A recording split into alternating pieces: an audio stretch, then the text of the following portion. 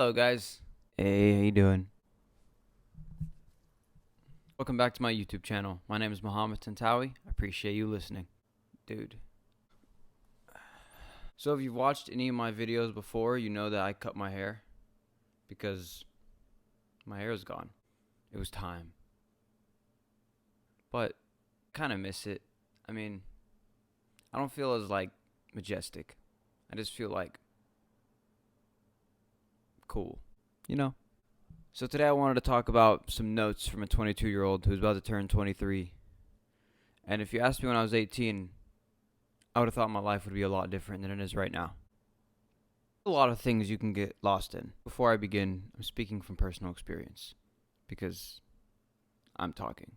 Someone says unbiased information, that's just weird to me because I don't know what is unbiased that I've ever listened to. Everything is biased. Everything. There's a lot of things you can get wrapped up in. Better words to use is consuming your time with, spending your time on, wasting your days doing. Yeah, there you go. So for me, it was politics and morality at the root of that because I questioned myself. And then behind all that, religion. Because I would question my afterlife. So existential crisis mixed in with a moralistic. Is moralistic a word? And then on top of that, a societal perception / a new view of how I viewed everyone I ever knew up to that point. I never considered someone's politics when I was talking to them. Or I never thought about it. It never went through my mind. What do they believe? And it never occurred to me that what you believe has this deep, forget that, I hate that word. That what you believe is tailored and comes with a whole set of presuppositional values. For example, let me try to think of a example. So a hardcore right-winger who is pro-abortion. It just doesn't really, you might be a couple people, but it's not that common. So I started to understand that we weren't exactly that unique, and that everything that we do and say comes from a sort of team. I remember learning about this thing, my God, what was it called? The latitude of opinion, or the latitudes of opinion. And if between two intervals on that line, it would be something you disagreed with and something you were in favor for. But the gap between those two was so small that people wouldn't realize how close they were on agreeing to things. I didn't believe that people had opinions and wore them on their sleeves like there was something to fight for. I think it's probably important that you are offensive, at least to some people. Piss off none, win over none. But if you piss off some, you might win over some. That's how I look at it. I think the one thing I'm pretty certain about is that the hierarchy of social status and of the economic chain, what would you call that? The socioeconomic ladder. I think that's pretty prevalent. I think that's about the only thing that really matters. I think that's the only thing that has an effect on your perception and the way people perceive you. And I don't exactly know what to do about that, or how people live despite knowing that.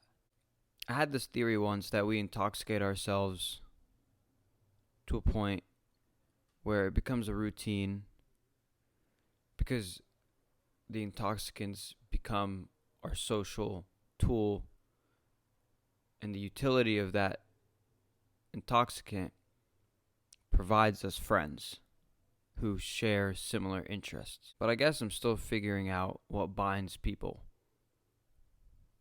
because I've noticed that it has to be a common thread, common set of values.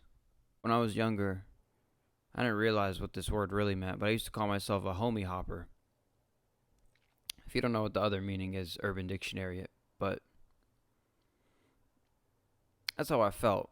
From lunchroom table to lunchroom table, talking to different people, never knowing why people were sitting separately, why people were friends with this person and then other people were friends with that person. And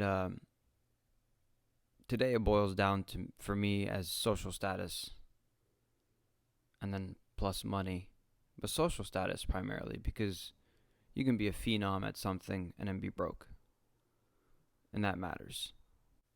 So I don't know what exactly that means for me tomorrow, or what it means for anyone else tomorrow. But I know right now that I'm careful who I talk to, and I'm careful who I share my innermost feelings with, and I guess what you would call the real me. And I don't know if that's smarter. I've definitely seen videos that said don't share your inner true self with anyone. And then I've seen other videos, vulnerability is power. Again, I'm not sure if anyone, actually I'm pretty sure no one has it figured out.